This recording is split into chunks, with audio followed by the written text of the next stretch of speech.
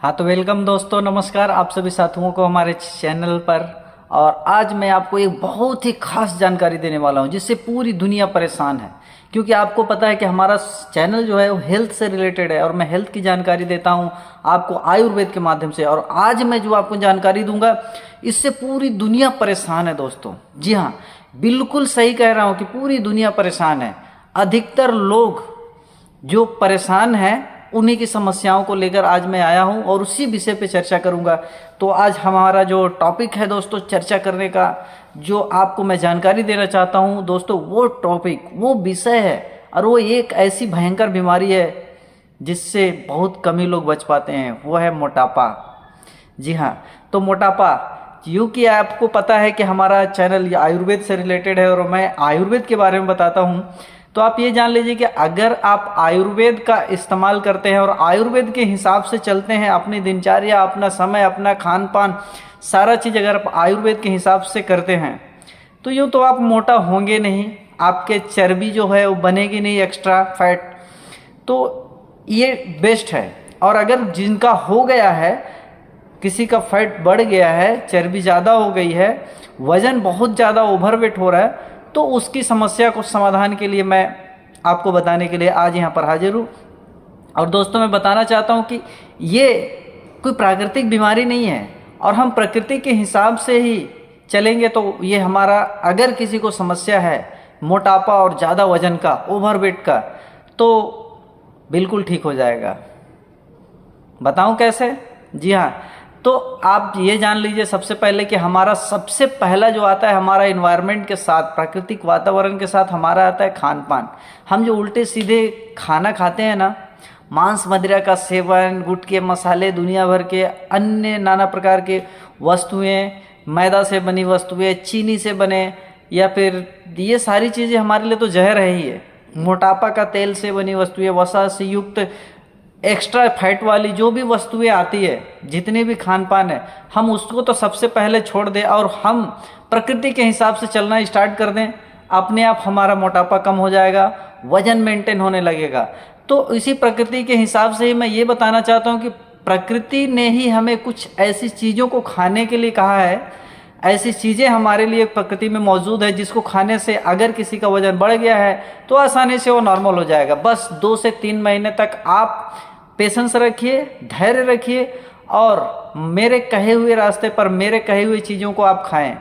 सारी चीज़ों को छोड़ने के बाद आप मंत्र मंदिरा को छोड़ दीजिए। गलत चीज़ें जितनी भी आप बाहर की खा रहे हैं, तेल मसाले, अधिक वाली फैट वाली चीज़ें, ये सारे आप छोड़ दीजिए, उसको खाना बंद कर दीजिए 2-3 महीने के लिए। और उसके बाद मैं जो अभी आपको बता रहा हूँ तो आप उसका सेवन करिए। प्रकृति का दिया हुआ वरदान है, प्रकृति का ही हम दिए हुए संतान है, तो प्रकृति के हिसाब से ही चलेंगे तो हम अपने आप ठीक हो जाएंगे।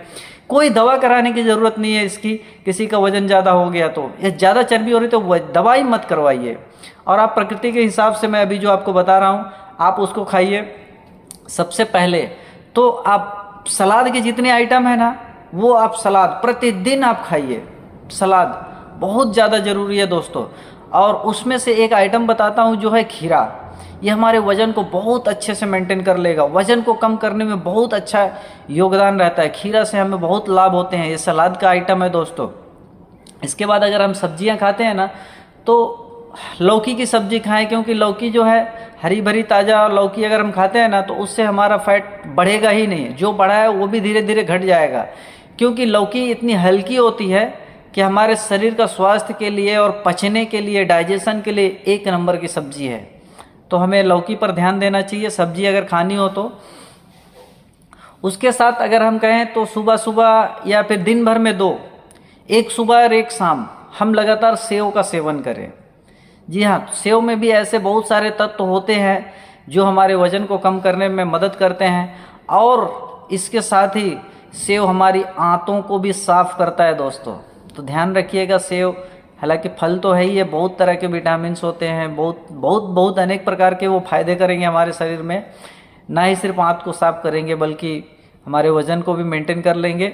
और उसके साथ हमें एक वज़न को अगर कंट्रोल करना है तो वज़न के कंट्रोल के लिए मैं कहूँगा कि अंकुरित जो मूंग होता है ना, आप मूंग सलाद में खाएं या फिर ऐसे नॉर्मल भी काला नमक के साथ मिला करके खा सकते हैं। जी हाँ, तो मूंग भी हमारे लिए बहुत ही लाभदायक है। अगर किसी का वजन बढ़ रहा है या ज़्यादा बढ़ गया है तो।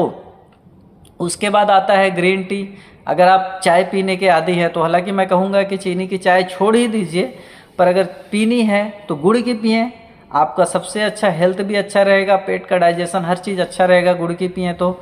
और अगर चाय पत्ती अगर आप लाते ही हैं, चाय पीने का शौक़ अगर रखते हैं, तो आप ग्रीन टी पीजिए। जी हाँ, ग्रीन टी आती है मार्केट में, आपको मिल जाएगी, बहुत लगभग हर एक जगह पर मिल जाएगी।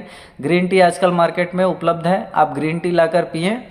वो आपके डाइजेशन के लिए भी अच्छा है, आपका ओवरवेट है, चर्बी को, फैट को घटाने में भी बहुत मदद करती है। और उसके बाद आप सुबह सुबह, मैं बताता हूँ, काला नमक में मिला करके आप नींबू पानी का सेवन करें। जी हाँ, नींबू पानी आपके स्वास्थ्य के लिए बहुत ही अच्छा होता है, क्योंकि नींबू न सिर्फ आपका डाइजेशन के लिए अच्छा होता है, फैट को भी कम करेगा, वजन को घटाएगा, चर्बी आपकी धीरे धीरे कम हो जाएगी, आप बिल्कुल स्वस्थ रहेंगे। और नींबू तो ऐसे भी पता है कि हमें खाना ही चाहिए।